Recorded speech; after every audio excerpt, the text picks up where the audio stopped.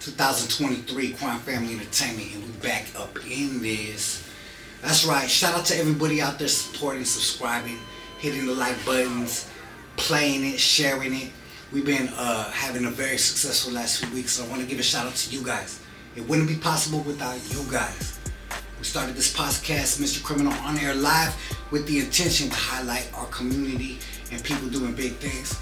And it has now blossomed into a beautiful, beautiful blessing from God. We are now solving problems. We are creating great conversations with artists, and we're linking people back up that haven't spoken in years. Young Dopey and King Lil G was the first, and everybody keeps saying that this couldn't be done for years. I had a conversation with someone today that's been in the game for over 23 years like myself, and they said, dog, we've been talking about this for years, and now it's finally happening. So I'm very proud of that. I'm proud of everybody involved because it's not just us. Shout out to Young Dopey, shout out to King Lil G. And when we had King Lil G on the episode, shout out to everybody, it's like 70,000 views in just a few days. It lets us know that there's unity needed and people want to see it, right? But he reached out and he humbled himself and he said, you know, someone I would really like to hear from was Young Drummer Boy. And I'm going to highlight what really happened behind the scenes. Before the video came out, I know Young Drummer Boy. I know all his homies. Shout out to all the homies, from the P. And we highlighted the fact that Young Drummer Boy wasn't really feeling it. I'm going to keep it 1,000. He really wasn't feeling it at first. He was very abrasive to it. He was like, what's he saying about me type of shit. And I had to just straight up be like, hey, homie, it's all good. It came with love. The message was sent with love because he hadn't seen the video yet. Obviously, there was some issues between the two gentlemen. So, never no love lost. Obviously, they had the thing, but he was just taken aback. So, I gave him the word and I said, pull up on me and I'm going to play this with love. And you're going to see that the homie was sending and showing love. And I wouldn't put my name in between that with a little homie from a hood that I got nothing but respect and love for, that I know all his big homies since the 90s. I used to run the streets with them cats. And I wouldn't put the little homie in a bad position like that. So, he came through and before he said anything on this microphone, I pushed play. And I'm going to keep it real. He looked intense, like he was concerned what was going to be said. And after he saw what was said on this show, he had a big ass smile. So I seen that a brother found another brother's message and was happy about it and embraced it. And that shit made me proud.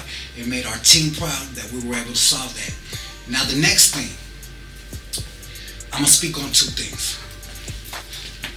I give props where props is due. And even though I might not agree with every single person in this planet, I still could conversate with them and come to a conclusion, right? So, there's certain people in the game that I haven't spoke to in years. And one of them being Mr. Capone. And I'm going to say today I had a great conversation with him. We spoke for over 30 minutes on the phone. We ironed out whatever we had personally that kept us from speaking the last few years. And it was a great conversation, man. In the beginning of the conversation, we started, and it was all about one thing. I was speaking to the homie Bozo through DM, and I said, you know what? What would it be like if I could create another situation like this in a conversation with two homies with powerful minds and people that back them and both have families that depend on them, could create this beef to be over, right? So I said, hey, Bozo, would you do me a favor? And he said, what's cracking, Crimes? I said, would you be open to speak to Capone on behalf of squashing the beef? And what he said, the exact words that came out of his mouth were, only for you. And I said, damn. He said, nobody else. I wouldn't let nobody else set that up but you. The amount of respect that I understand and responsibility that was given to me at that moment was heavy. But I took it on and I said, you know what? I haven't spoke to Capone in a few years. I'm going to have to iron some shit out with him myself. Nothing crazy, you know. Our business is personal. I didn't air out nothing. I always show respect as a true gentleman should. But there's some things that he might not have seen eye to eye with me. And there's a couple things I might not have seen eye to eye with him. And we're able to talk about it like men. And I brought up the fact that, you know, I spoke to Bozo and I put that on my back because Bozo never reached out and said nothing about squashing the beefs. These are two very prideful men. Obviously, they're both from neighborhoods that obviously both have people that back them, like I said. And I do believe that neither one of them would back down if they saw each other. So if I have a position where I could actually create peace between that, I did that. So when I talked to Capone, to be real, I know Capone for 23 years. I know him. People been dissing him for years. People been speaking on his name for many years. And he's always taking the approach like, what do I got beef with who? I never even said nothing about that person. So that's exactly what came out first. He's like, yeah, really? I never said nothing about Bozo. I can't consider this a beef because I don't got a problem with him like that. He's over there speaking my name type shit. So I said, Capone, let's put the ego to the side. Bozo's willing to speak on this on me. And you know, we settled it a little bit, and he said, look, there was never a problem on my behalf. But due to the fact that you're doing this movement, due to the fact that you're creating this platform to create problems being solved and squashed, and you're bringing it to the table, yeah, you know what? Tell the homie I'll give him a follow. Tell the homie we're not even gonna speak on it. Let's just leave it like that. It doesn't need to be drug out. It doesn't need to be highlighted or aired out like that. Like, let's just keep it going. And he said, on your behalf, I'll go ahead and give the homie a follow, just so you get the credit for putting this shit together. So I want to salute both of them for being willing, and we got another victory for the culture. And you guys did that, the inspiration, and it all starts with the support we got right here. All the subscribers are tapping in, and people are loving the unity, people are loving the movement. I promise you guys, as long as I have this position as a leader in this culture, I will continue to build bridges, I will continue to close gaps, and we'll continue to feed families and give people opportunity. Shout out to everybody out there supporting, shout out to everybody. Young Drummer Boy, King Lil G, Young Dopey, Mr. Capone, Bozo, from your homeboy Mr. Criminal.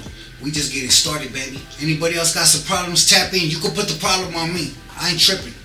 I'm a leader. We can get through this shit. Don't worry about it. Put your egos to the side. Ain't no... Everybody could get some money. Nobody wants to see some bloodshed over a fucking rap. And half the time, it's not even worth it. Have a conversation as gentlemen. We all leaders. We all got people that depend on us. We all got emotions and, how should I say, legacies to leave behind, homie. So let's all step our game up as a culture. And I'm proud to say that I'm one of the leaders in this movement. And hey, podcast is created now for positivity, highlighting the culture, showcasing talent, and now creating a platform to squash beefs and have peaceful and loving conversations as brothers, homie, in this community. Something stood out about my homeboy Young Dope. He said, come on, brother, we're gonna keep on doing that. One of the most powerful things I heard on this whole podcast, man. That was a very, very, very dope thing and humble thing for him to say. So I'm gonna say the whole game. I'm gonna repeat my homeboy. Come on, brothers, we're really gonna do this? Let's get together, homie. Let's stand as a community. Let's stand for what we really represent. Let's feed our families. Let's make history, baby.